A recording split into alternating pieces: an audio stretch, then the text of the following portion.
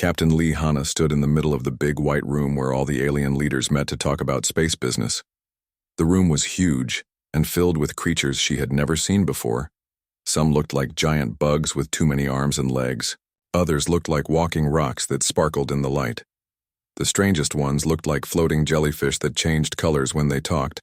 Hanna was not tall like most of the aliens in the room. She was a normal human woman with black hair, tied back in a simple style. Her uniform was old and had patches on it because she could not afford a new one. Her ship was running out of fuel, and her crew was running out of food. They needed help, fast, or they would all die in space. The big screen behind her showed a picture of a planet. It was colored bright red, which meant danger. The planet was called Cathera Prime, and it looked scary, even on the screen.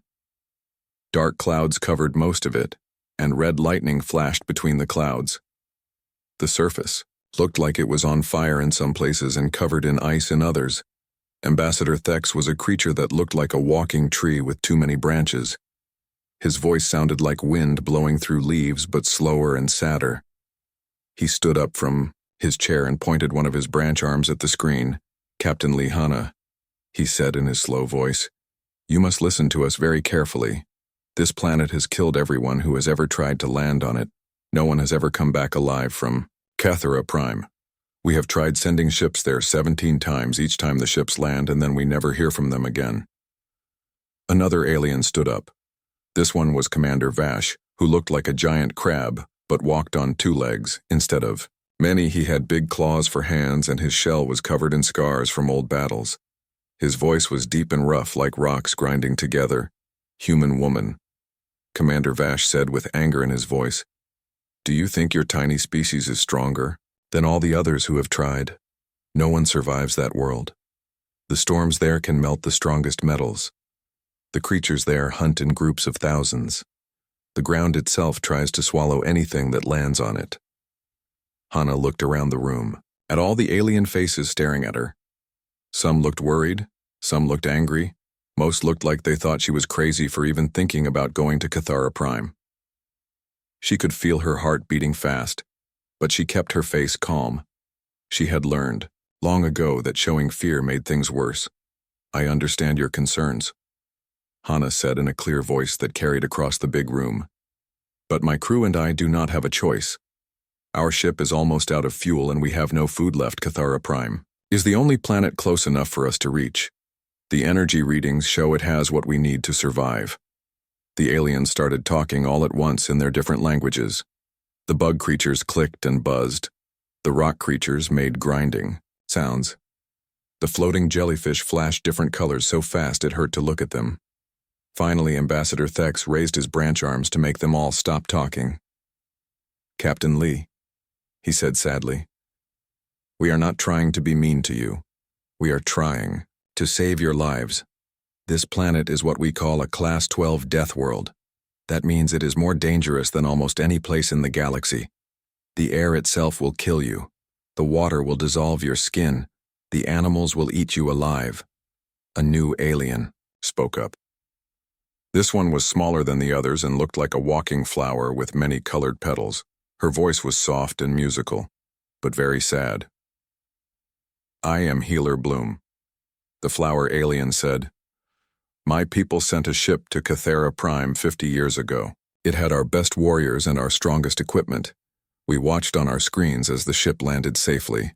Then the acid rain started falling. The metal hull began to melt like ice in fire. The warriors tried to leave, but the creatures surrounded them. We heard their screams for 6 hours, and then silence. The room became very quiet. Everyone was looking at Hanna, waiting to see what she would say.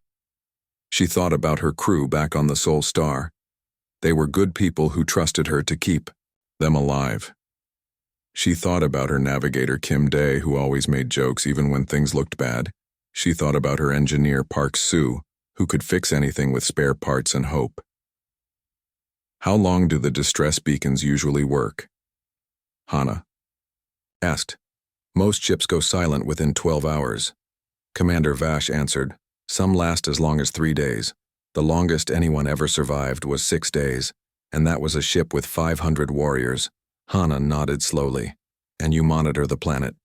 From space? Yes. Ambassador Thek said. We always watch, but we never land. We have learned that lesson too many times. Then you will watch us too, Hana said. If we die, at least you will know exactly how it happened. Maybe that information will help the next people who have no choice but to try. The aliens looked at each other with expressions she could not read. Some of them started talking in whispers.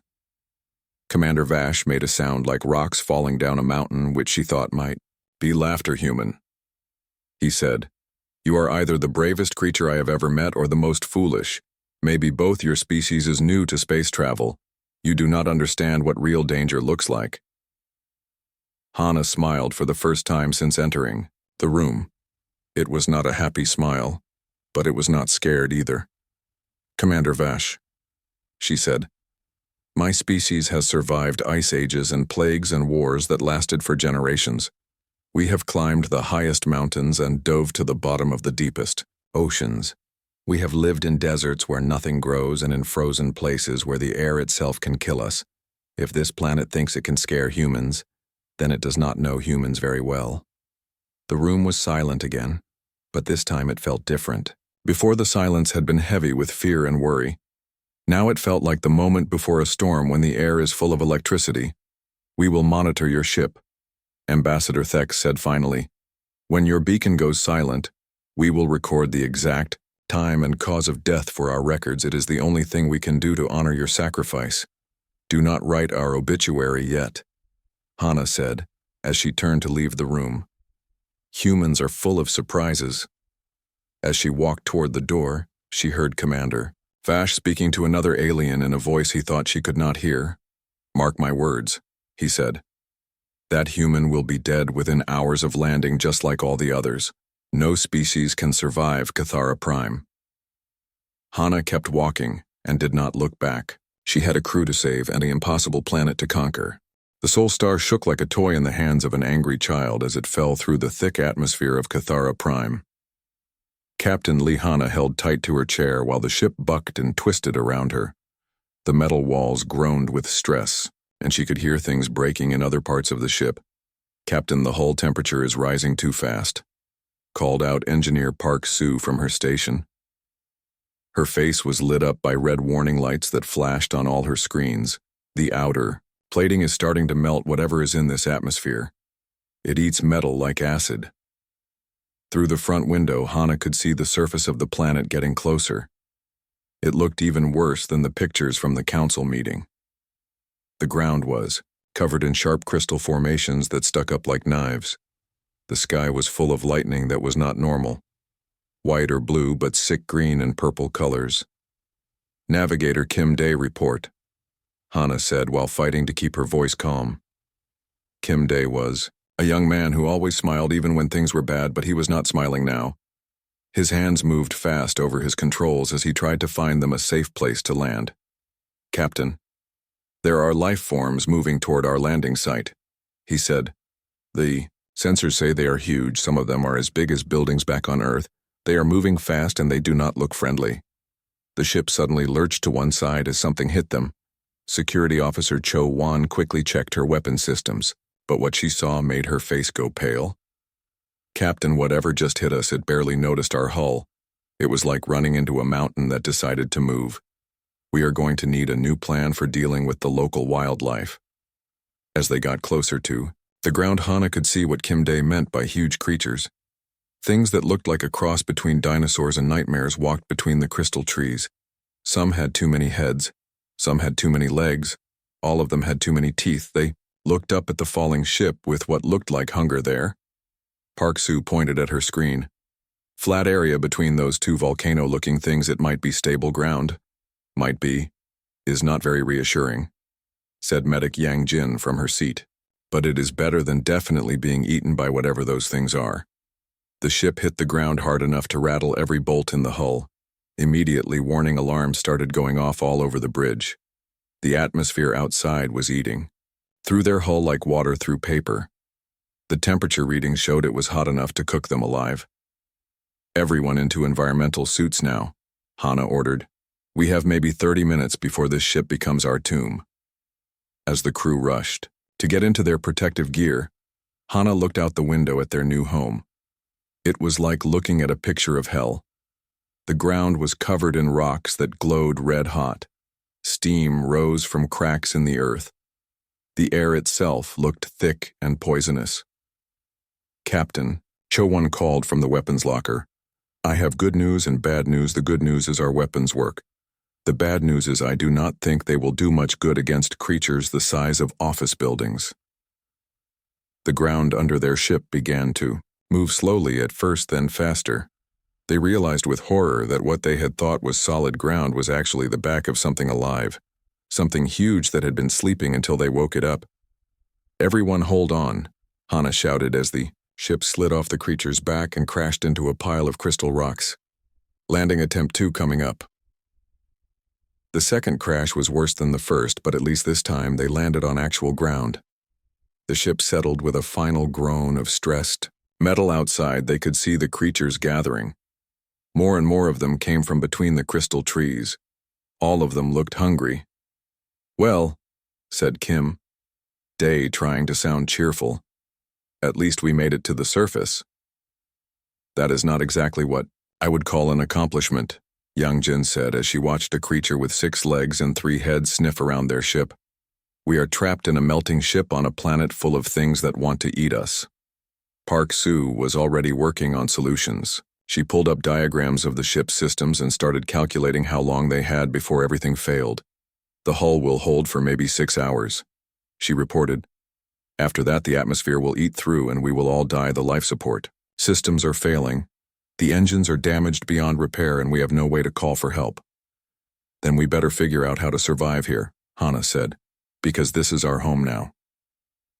Outside their ship, the creatures of Cathara Prime waited. They had seen ships like this before, ships full of creatures who thought they could take what they wanted from this world. They had learned to be patient. The planet itself would do most of the work for them. But these new creatures were different. They did not run screaming when they saw the acid rain. They did not panic when the ground shook. They just started working. Solving problems, making plans, acting like they belonged here. For the first time in thousands of years, the creatures of Cathara Prime felt something they had forgotten how to feel. They felt curious. The acid rain started falling just after midnight on their first day. Captain Lee Hana watched through the melting window as the liquid ate through everything it touched. The crystal trees hissed and steamed, but did not dissolve. The native creatures just kept moving like the rain was normal water. The hull is failing faster than I calculated, Engineer Park Soo reported while working under a control panel that sparked and smoked. We have maybe 4 hours before the ship becomes completely unsafe. Then we need to get outside, Hana said. Everyone stopped working and stared at her. Navigator. Kim Dae laughed, but it was not a happy sound. Captain, with respect, that is suicide. The atmosphere will kill us in minutes. The creatures will kill us in seconds, and the rain will dissolve us like sugar in water. Staying inside will definitely kill us, Hana pointed out. Going outside might kill us, but it gives us a chance to fight back. Security Officer Cho-won was checking her equipment and weapons. She had been quiet since they landed, but now she looked up with something like excitement in her eyes. Captain, I have been watching the creatures outside. They are not just random monsters. They have patterns. They take turns drinking. From the acid pools they avoid certain areas. They work together like a pack. What does that mean? Asked Medic Yang-jin. It means they are intelligent, Cho-won said, and intelligent creatures can be reasoned with or at least understood. Park Soo had been studying the sensor readings from outside the ship. Now she looked up with surprise on her face. Captain, look at this. She pointed to her screen. The acid rain that is eating our ship. It does not hurt the local plants at all. In fact, some of them seem to be using it for food. You think we can learn from them? Hana asked. I think we better learn fast, Park Soo said, because we are running out of time. They spent the next 3 hours preparing environmental suits that might protect them for a few minutes. weapons that probably would not work. Tools they might be able to use, emergency supplies that would last maybe a day.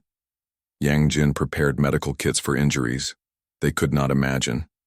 When they finally opened the airlock, the smell hit them first. Even through their suits they could smell the acid and sulfur and something else, something alive. The ground squished under their feet like they were walking on flesh. The air was so thick they could barely see 10 meters in any direction. The first creature they met was the size of a small building. It had 6 legs and a head covered in spikes. When it saw them, it made a sound like a mountain falling down. Everyone raised their weapons and prepared to die fighting. Instead, the creature sniffed them once and walked away. That was unexpected, Kim Dae said in a shaky voice. They set up their first camp in a cave that seemed to be breathing. The walls moved slowly in and out like lungs. Yang Jin tested the air and found it was cleaner inside than outside. Park Soo discovered that the cave walls gave off a faint light that did not hurt their eyes. This is not a cave, she realized. This is inside something alive. Should that scare us? Cho Wan asked. I think it should, but I'm too tired to be scared anymore, Yang Jin said. At least it is not trying to digest us. Over the following days they learned things that the Galactic Council would not believe. The acid rain only fell at certain times, and the native creatures knew exactly when it would start. They had safe places to hide. The dangerous areas had warning signs if you knew how to read them. The pack hunters that had surrounded their ship were not trying to kill them. They were protecting their territory. When the humans showed they were not competing for the same food sources, the hunters lost interest. Some even seemed curious about the strange new creatures. Park Soo made the biggest discovery when she found that certain plants could neutralize the acid. Their secretions could protect metal and flesh from the corrosive atmosphere. The same plants that looked the most dangerous were actually the most helpful. This planet is not trying to kill everything, she explained to the others while mixing plant secretions with metal from their ship. It is testing everything. The things that pass the test get to stay. The things that fail get recycled. Recycled? Yang Jin asked. Eaten, dissolved, absorbed back into the ecosystem, Park Soo said. But look at what survives here. Everything is incredibly tough, incredibly smart, incredibly adaptable. So what does that make us? Hana asked, I think. Park Soo said with a smile. It makes us candidates. By the end of their first week, they had established something no other species had ever managed on Cathara Prime. They had a home. The breathing cave had accepted them. The pack hunters ignored them. The plant life provided them with protection and even food. Most importantly, they had begun to communicate. It started with Cho Wan. She noticed that the pack hunters used different sounds for different meanings. A low growl meant danger. A high whine meant all clear. A series of clicks meant food nearby. She began copying the sounds and found that the hunters responded. Kim Dae discovered that the crystal trees were not just plants. They stored and transmitted information. Touching them in certain ways would cause them to flash different colors. Eventually he realized he was having conversations. Yang Jin found that many of the creatures that looked most dangerous were actually healers. The spikes and claws and acid were defense mechanisms. The creatures themselves were peaceful unless threatened. When she approached them without weapons, they let her study their incredible healing abilities. We are not conquering this world, Hana said as she watched her crew working alongside creatures that should have killed them all. We are joining it. The thought should have scared her. Instead, it felt like coming home. 3 months after landing on Cathara Prime, Captain Lee Hana stood in a place that should not exist. Deep underground in caverns that seemed to go on forever. Walls of living crystal pulsed with soft light. The patterns in the light were not random. They were language navigator Kim Dae had led them here following signals he had learned to read from the crystal trees on the surface. The deeper they went, the clearer the signals became. Now they stood in what could only be called a control room, but it was unlike any technology they had ever seen. Captain, look at this, Engineer Park Soo called from across the vast chamber. She stood next to a wall that was covered in what looked like veins. They pulsed with the same rhythm as a heartbeat. These are not machines, they are organs. This entire chamber is alive. The discovery had started with the earthquakes. They happened every day at exactly the same time. They followed patterns that were too regular to be natural. Kim Day had spent weeks mapping them until he realized what he was looking at. The whole planet is talking to itself. He explained to the others. The earthquakes are like words, the timing is like grammar. It has been trying to communicate with us since we landed security. Officer Cho Won found the proof, a section of wall that responded to touch. When she placed her hand on it, images appeared in her mind. Images of the 17 ships that had come before them. She saw what had happened to each crew. They were not killed. She said with wonder in her voice, they were tested. The images showed the truth. The other alien crews had come to Cathera Prime to take. They wanted to mine the rare minerals, steal the energy sources, claim the territory for their own empires. When they failed the planet's tests, they were not destroyed. They were encouraged to leave in ways that became increasingly uncomfortable until they gave up and ran. But we did not come here to take, Medic Yang Jin said. We came here to survive. Exactly, said a voice that seemed to come from everywhere and nowhere. They all froze. The voice had not come through their communicators, it had formed directly in their minds. It was neither male nor female, neither young nor old. It simply was, "Who are you?" Hana asked, speaking out loud to the empty air. "I am this world," the voice replied. "I am the consciousness that guides the tests, that shapes the challenges, that decides who may stay and who must go." The chamber around them began to change. The walls showed images of the planet's history. Millions of years of evolution. Countless species that had been tested. Most failed and left peacefully. A few passed and became part of the world's ecosystem. None had ever impressed the consciousness like the humans. "Why are we different?" Hana asked. "You do not seek to conquer." The consciousness replied, "You seek to understand, you adapt. Instead of demanding that the world change for you, you work with the systems instead of against them. You see cooperation, where others see only conflict." The images changed, showing the human crew's first days on the planet. Other species had fought the acid rain. The humans had learned to use it. Other species had feared the native creatures. The humans had learned to communicate with them. Other species had seen only obstacles. The humans had seen opportunities. Every challenge I gave you was meant to drive you away. The consciousness continued. The acid rain, the dangerous creatures, the unstable ground, the toxic atmosphere. Each test was designed to make you leave. Instead, you found ways to turn each challenge into an advantage. Park Soo stepped forward. "The planet is not a death world at all, is it?" "I am a testing ground," the consciousness confirmed. "For millions of years I have evaluated species looking for those worthy of partnership.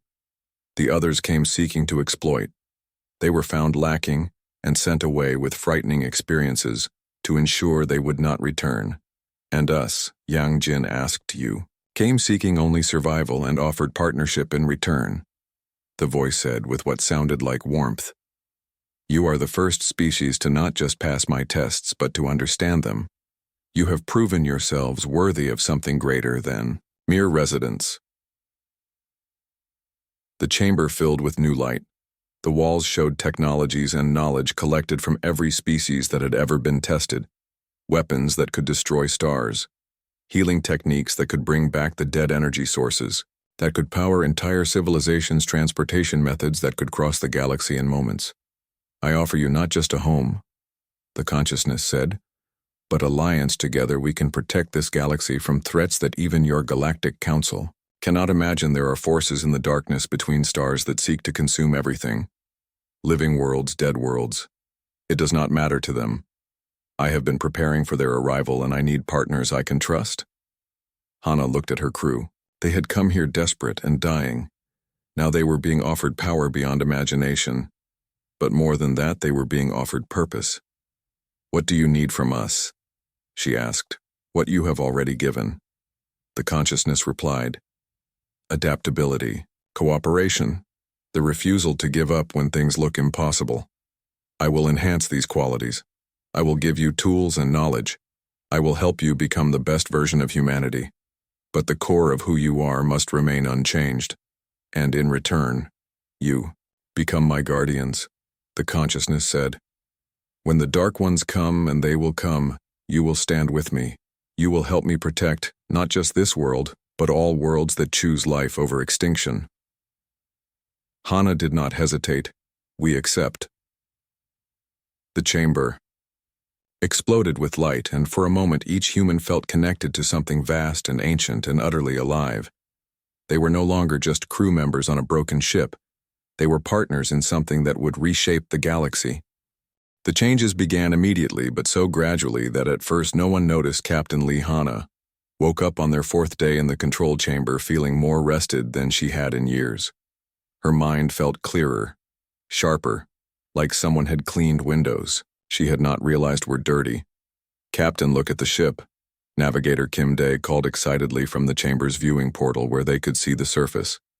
The Soul Star was transforming. What had been a battered cargo vessel with patches and rust was becoming something that belonged in dreams. The hull flowed like liquid metal, repairing itself and growing stronger. The sharp angles softened into organic curves that looked both alien and completely natural. Engineer Park Soo ran diagnostics from the chamber's living computers and could not believe what she was seeing. Captain, our power output has increased by 3,000%. The engines are completely rebuilt with technology. I do not recognize the weapon systems. We never had weapon systems now show enough firepower to level a city. How is that possible? Asked Security Officer Cho Won. The planet is rebuilding everything, Park Soo explained, while studying readouts that made no sense. It is using materials from its own core, things that should not exist according to physics. The hull is now made from crystal metal alloys that are stronger than anything in Galactic Council databases. But the ship was not the only thing changing.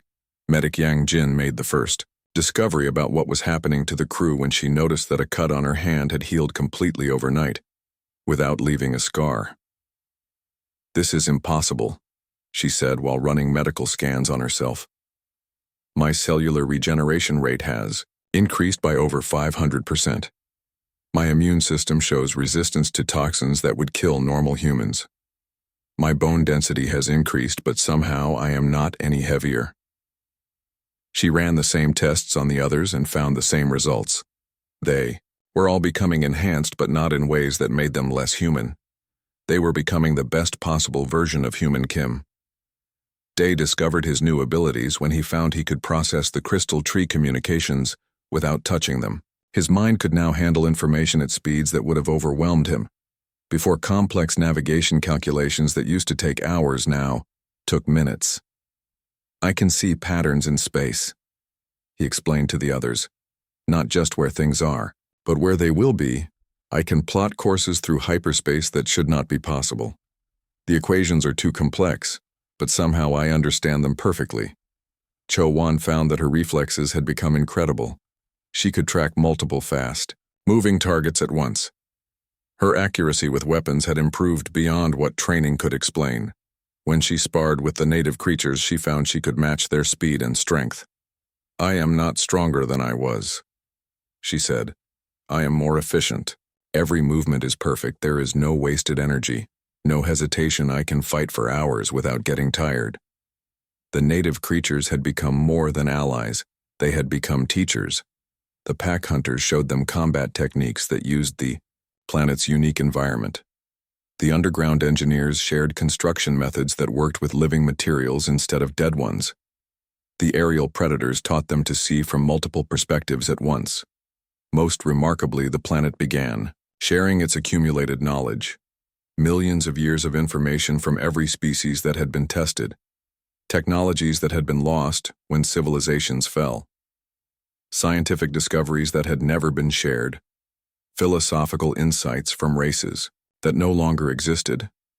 We are becoming something new, Yang Jin said during one of their evening discussions in the chamber. Not less human, but more human than humans have ever been before. The planet is not changing what we are, Hana realized. It is unlocking what we could become. The consciousness confirmed her understanding when it spoke to them that night. Every species has potential locked within them. It said, "Most never discover what they could become. They are limited by fear, by tradition, by the belief that they cannot change you. Humans are different. You embrace change, you seek improvement, you refuse to accept that this is as good as it gets." The enhancements continued. Each day brought new capabilities, new understanding, new connection to the world around them. But through it all, they remained recognizably themselves. Kim Dae still made jokes. Park Soo still loved solving problems. Yang Jin still cared for others. Cho Won still protected those who could not protect themselves. You have proven yourselves worthy, not just of survival but of elevation. The consciousness told them, "Together we will face challenges that would destroy lesser partnerships. But first you must return to your people. You must show them what humanity can become." Return? Hana asked. "The galaxy is about to change." The consciousness explained. "Forces are moving that will threaten all life. The Galactic Council believes they are safe behind their borders. They are wrong. When the dark time comes, they will need allies they can trust. They will need humans." The Soul Star now looked like no vessel that had ever sailed between the stars. Its hull shimmered with colors that shifted based on its surroundings. Its engines could push it faster than light in ways that conventional physics said were impossible. Its weapons could defend against attacks that would shatter planets. More importantly, its crew had become something unprecedented. They were still human, still recognizable to their own species, but they were also something more. They were humanity's future made manifest. They were what their species could become, if it chose to grow instead of just survive. "We are ready," Hana said. The consciousness filled the chamber. "With warmth, then go show the galaxy what humanity really is." The Galactic Trade Council chamber had never seen anything like it. The Soul Star arrived without warning, appearing in sensor range as if it had materialized from nothing. The ship that docked at the station bore no resemblance to the desperate cargo vessel that had left months before. Ambassador Thek stood at the viewing port staring at the impossible vessel that floated outside. The hull moved like living skin, breathing in slow rhythms. Energy readings showed power levels that exceeded most battle cruisers, but no visible weapons could be seen. The organic curves suggested growth rather than construction. "Is that really the same ship?" asked Healer Bloom. Her flower petals trembling with uncertainty, Commander Vash studied the readings. On his display with growing alarm, "The energy signature matches, but everything else is impossible. This vessel shows technology beyond our understanding. It should not be able to exist." When Captain Lee Hana walked into the council chamber, every alien representative felt it. The change was subtle but unmistakable. She moved with perfect confidence, not arrogance, but the quiet certainty of someone who had nothing left to fear. Behind her came her crew, and they all carried that same quality of enhanced humanity. "Members of the council," Hana said in a voice that carried clearly through the vast chamber, "we have returned from Cathara Prime as promised." The chamber fell silent. Ambassador Thex leaned forward, his branch arms shaking. "Captain Lee, we monitored your ship. The beacon went silent months ago. We assumed you had perished like all the others." "The beacon was turned off," Hana replied calmly. "Cathara Prime did not want to be disturbed while it decided whether to accept us." The main display flickered to life, showing an image of the planet, but it was completely different. The red danger classification was gone, replaced by green. The designation now read, Class 1 Protected Territory. Human Sovereign Space Commander Vash stood up so fast his chair fell over. "You cannot claim an entire planet for your species," he bellowed. "The Galactic Accords clearly state that uninhabited worlds belong to whoever can develop them first. This is an act of war. The Galactic Accords do not apply," Hana said without raising her voice. "Cathara Prime is not uninhabited. It is a living conscious entity with rights under Council law. Article 7, Section 3. Any world that demonstrates intelligence has the right to choose its own representatives." The implications hit the Council like a physical blow.